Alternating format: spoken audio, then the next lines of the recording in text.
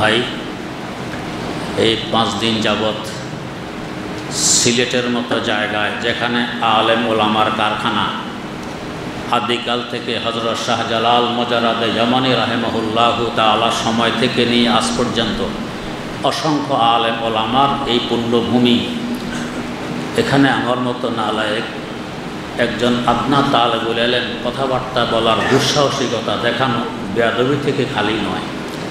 কিন্তু আপনাদের আন্তরিকতা ভালোবাসার টানে কথা না বলেও পারি না, তাই কিছু কথা বলি। ভুল ভ্রান্তি মানুষ হিসাবে হওয়াই স্বাভাবিক, অনেক হয়েছে। আল্লাহ পাকের কাছে ক্ষমা চাই, এবং তাফসীর করতে গিয়ে বা প্রশ্নের উত্তর দিতে গিয়ে অনেকের হয়তো মনে ব্যথাও লাগতে পারে, লাগাই স্বাভাবিক। আল্লাহর ওয়াস্তে ক্ষমা চাই। আল্লাহ রাব্বুল আলামিন যদি কিছুই কবুল না করেন, সব বেকার বেহুদা। আল্লাহ রাব্বুল আলামিন কবুল করলে আমরা ধন্য।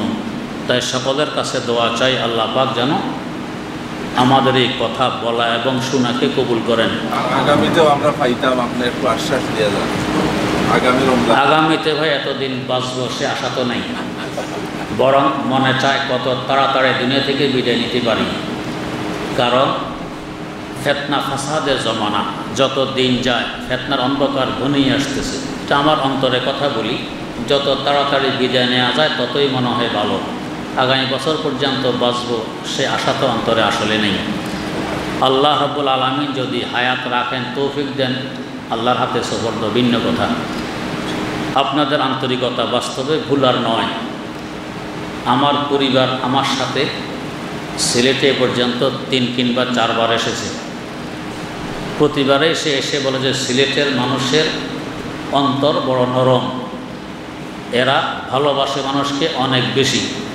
আজকে এক জায়গায় যাওয়ার সময় রাস্তার মধ্যে কতগুলো লাকড়ি ফেলে রাখছে, গাড়ি যাওয়ার রাস্তা নেই। গাড়ির সামনে এসে দাঁড়াইলে ওরা কাজ করতেছে, রাস্তার কাজ। অন্য এলাকার মানুষকে দেয় নিয়ে গাড়ি যাবে না, ফেরত যাবে এখান থেকে। কিন্তু এরা কিছুই বলল না, 2-3 জন মিলে তাড়াহুড়া করে লাকড়িগুলো সরাই নিল। এরপরে তারা যে পিচ গরম করতেছে কার্পেটিংয়ের কাজ করতে, তারা নিজেরাই রাস্তা করে দিল যে এমনি এমনি চলে যান। তো এতে আমার পরিবারও বলছেন যে দেখেন, ঝগড়া নাই, ফাসাদ নাই, কথা নাই, বার্তা নাই, নীরবে লাকড়িগুলো তাড়াতাড়ি রোদ্রের মধ্যে এসে সরাই দিল, রাস্তা করে দিল যাওয়ার জন্য। সিলেটের মানুষ কত ভালো, আলেম ওলামার পুণ্যভূমির মানুষ ভালো তো হবেই।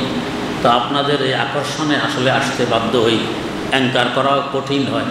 তারপরে এবছর এই হাফেজ মনসুর সাহেবকে বলেছিলাম, ভাই 3 দিন রাখেন, 5 দিন পারবো না।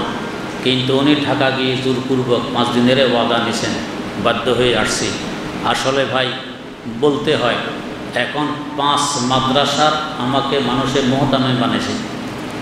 1 মাদ্রাসার মোহতামে বাইরে যাওয়ার সুযোগ পায় না, 5 মাদ্রাসার মোহতামে হলে কীভাবে সুযোগ পায় বলেন? 6 মাদ্রাসায় সবক পড়াইতে হয়, 4 মাদ্রাসার ফতুয়া দেখতে হয়, বছরে প্রায় 12,000 ফতুয়া। একদিন আমার এক সাগরিদ বসে গুনলোকে, হুজুর আপনি কত ফতুয়া বছরে দেখেন? বনি জানাইলে হুজুর 12,000 ফতুয়া বছরে দেখেন। এরপরে লেখালেখির কিছু কাজ আছে, সাপ্তাহিক তাফসির আছে, মাসিক ইসলাহি মজলিস আছে, সাফত তো আছেই, ঘর সংসারও তো আছে। তো এগুলো সব করে আসলে এতদিন এক জায়গায় থাকা কঠিন ব্যাপার। তারপরও আপনাদের মহব্বতের আন্তরিকতার টানে না আসি পারিনি, তাই আসছি। আল্লাহ পাক তৌফিক দিলে আগামীতে এটা আল্লাহর হাতে ছেড়ে দেই। আল্লাহ পাক যা ভালো মনে করেন তাই যাতে করেন। সকলের কাছে দোয়া প্রার্থী, আল্লাহ রাব্বুল আলামিন যাতে ফিতনা ফাসাদ থেকে মুক্ত রেখে ঈমানের উপর অটল রাখেন, এবং শেষ নিঃশ্বাস ত্যাগ করা পর্যন্ত ইখলাসের সাথে যাতে দ্বীনের খেদমত করা, আপনাদের কাছে এই দোয়া চাই। আল্লাহ রাব্বুল আলামিন আমাদের সকলকে কবুল করুন।